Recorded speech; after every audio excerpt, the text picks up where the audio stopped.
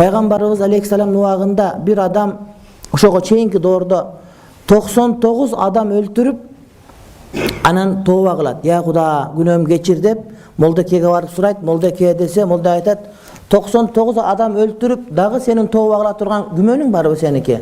Сен тозоктун төрүнө түштүң деген ачуусу келип, аны кошуп өлтүрүп 100 кылат дейт.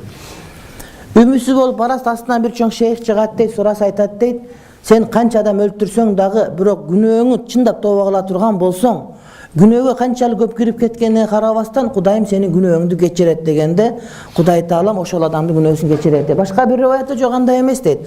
Бул адам 100 адам өлтүрүп, анан бирок ошондон кийин коем, Кудайдын өзүнө кайрылайын, молдоңон сөз чыкпай деп баратканда бир жерден өлөт дейт. Анткени бирөө айтыптыр: сен ушул күнөө кылган жериңи ташта, башка адамдар турган жерге барып жашагының. Ошол жерге барып жашай турган болсоң, иншалла күнөөң кечирилет деген сөздү айтат. Ошентип баратып, ошол адам жаны чыгат. Периштелер талашып калат. Бирөө айтат: бул 100 адам өлтүрдү, бул тозокко түшүш керек десе, башка бирөөлөр келип: жок, бул адам тооба кылган жөнөп калды эле, бул адам бейишке барыш керек деп, бейиш периштелер талашып калышат. Ошондо Кудай Таалам жерге буйрук берет дагы, тозок периштелер турган жак, күнөө иш кылган жагы кыскараак болуп, ал эми бара турган жагы жакыныраак бол, тиги жак узунураак бол деп буйрук берет. Анткени тең орто жолдо өлгөн болот. Анан периштелерге өкүм келет: силер ошол адам тооба кылып кетип аткан жагына жакын өлүптүрбү, же күнөө кылган жагына жакын өлтүр санап көргүлө. Эгерде күнөө кылган жагына жакын боло турган болсо, анда муну тозокко түшүргүлө дегенде, Кудай Таалам ал жерге буйрук берип: жер сен узар, жер сен кыскар деп, бул адам бейиш жакка жакын болуп калып туруп бейишке кирген дейт. Мунун өзү урматтуу бир туугандарым, кээ бир убакта бизге адамдар келип: ушундай күнөө кылдым, болду, сеники болуп бүтүптүр, күнөөңөн чыга албайсың деп үмүтүн үзүп, арак ичкендер мешитке келгенден кубалап, ушундай кылып жиберебиз биз. Мейли бакшы, мейли көз ачык, мейли теңирчи, мейли капыр, айырмасы жок бизге. Адам кандай адам келсе тосуп алып, ошого дин үйрөтчү. Анткени күнөөнү кечире турган бир гана Кудай Таалам. Биз адамдар же молдолор же давачылар күнөө кечирбейбиз. Биз адамды соттой албайбыз. Болгону биз ушул туура эмес, ушул туура эмес деп айтып гана багыт беребиз, урматтуу бир тууганым. Анткени Кудай Таалам кечирүүчү, Кудай Таалам ырайымдуу зат.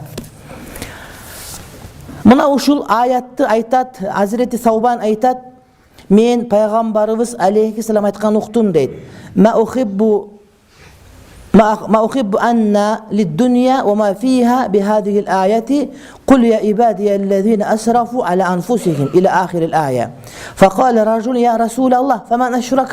فسكت النبي صلى الله عليه وسلم ثم قال: ألا ومن أشرك 3 مرات. İmam Ahmad özü munfarit bolup rivayet kılgan bul hadisти İbn Kasir tafsirinde keltiret.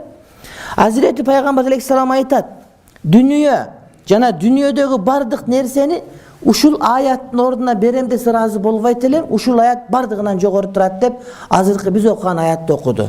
Айткын менин пенделериме, күнөөгө сүңгүп кирип кеткен пенделериме айткының, алар Аллахтын ырайымынан үмүт үзбөсүн дегенди айткының дегенде бир адам туруп айтты: Аллахтын элчиси, анда ширк келтирген мушрик адамда күнөөсү кечирилеби деди. Дегенде пайгамбар алейхиссалам мунчукпай туруп калып туруп: ооба, кимде ким ширк келтирген болсо дагы тооба кылса, анын күнөөсүн кечирет деп 3 ирет кайталады. Сүйлөбөй отургула мечитке киргенде. Мечитте сүйлөбөй отургула. Эшикте көрүн жер сүйлөй турган жер. Мечитте сүйлөбөй отургула. Аят окуп атабыз, хадис окуп атабыз, күнөө болот. Телефондо өчүрүп отургула туугандар. Жайлоо эмес, бери мечит.